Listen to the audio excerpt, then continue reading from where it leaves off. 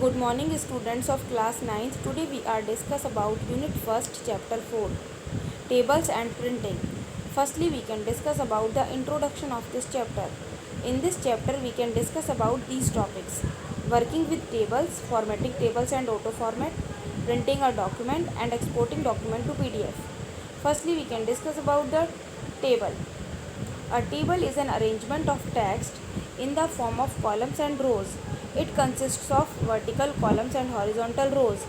Table हमारा arrangement होता है टेक्स्ट का, जो कि कॉलम्स एंड रोज़ में किया जाता है, और इसके अंदर हमारे वर्टिकल कॉलम्स होते हैं और हॉरिजॉन्टल रोज़ होती हैं.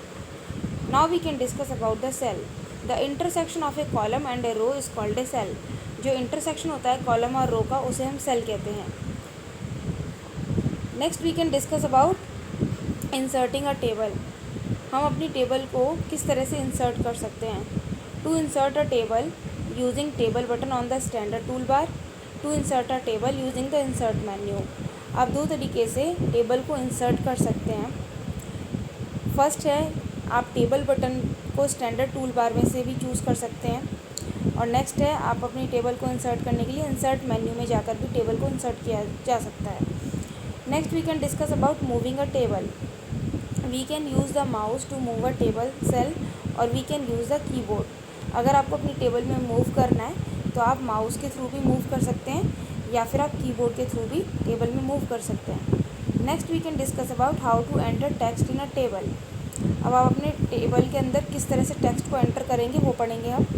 To enter text in a table either select a cell और place the insertion point in the cell and then start typing. जब भी आपको अपना टेक्स्ट एंटर करना है टेबल में, तो सबसे पहले आप सिलेक्ट करेंगे सेल को और वहाँ पर अपने इंसर्शन पॉइंट को प्लेस करेंगे और उसके बाद उसमें स्टार्ट करेंगे टाइपिंग करना. Next we can discuss about inserting rows. अगर आपको इंसर्ट करनी है कोई भी रो अपनी टेबल में, तो उसके लिए आपको करना है, सिलेक्ट करना है टेबल, फिर आपको जाना है इंसर्ट, और वहाँ से इंसर्ट के बाद आपको रोज़ सिलेक्ट करनी है. आपको बिफोर इंसर्शन करना है या आफ्टर इंसर्शन करना है, यहाँ पर भी इंसर्ट करना है, वहाँ पर अपनी रो और कॉलम को आप इंसर्ट कर सकते हैं. इंसर्टिंग कॉलम्स में भी सिलेक्ट टेबल, देन इंसर्ट और देन कॉलम्स, और उसके थ्रू आप इंसर्ट कॉलम्स कर सकते हैं. Next we can discuss about deleting rows and columns. Select table, delete rows और कॉलम्स. आप अपनी टेबल में अगर किसी भी रो या कॉलम को डिलीट करना चाहते हैं तो आप वो कर सकते हैं. पहले आपको टेबल में सिलेक्ट करना है अपने रो और कॉलम को, और वहाँ से फिर आप डिलीट कर सकते हैं. नेक्स्ट आता है हमारा merging and splitting cells. Merging and splitting cells में होता है हमारा merging refers to combining two or more table sales. Merging का मतलब होता है दो या दो से ज़्यादा टेबल सेल को आपस में कंबाइन करना, मर्ज कर देना. और स्प्लिटिंग होता है, splitting means dividing one cell into two or more table sales. Splitting का मतलब होता है एक सेल को दो या दो से ज़्यादा पार्ट्स में डिवाइड कर देना. That is called a splitting. Next we can discuss about formatting tables and auto format. Formatting makes a table more presentable and readable. जो फॉर्मेटिंग होती है वो हमारी टेबल को बहुत ही प्रेजेंटेबल बना देती है और रीडेबल बनाती है. Formatting a table means giving a certain look to the table. Formatting का टेबल का मतलब होता है कि अपने टेबल को एक अच्छा सा लुक देना बाय फॉर्मेट करके its layout such as table border और shading etcetera, and formatting the contents of it cell. आप अपनी टेबल को बहुत ही अच्छी और अट्रैक्टिव बना सकते हो अगर आप उसमें टेबल बॉर्डर अच्छा सा दे देते हैं, शेडिंग देते हैं, उसके कंटेंट्स भी आप उस फॉर्मेट कर सकते हैं, सेल्स को कलरफुल कर सकते हैं, बैकग्राउंड दे सकते हैं, तो इससे हमारी टेबल और भी अच्छी लगती है, अट्रैक्टिव बन जाती है.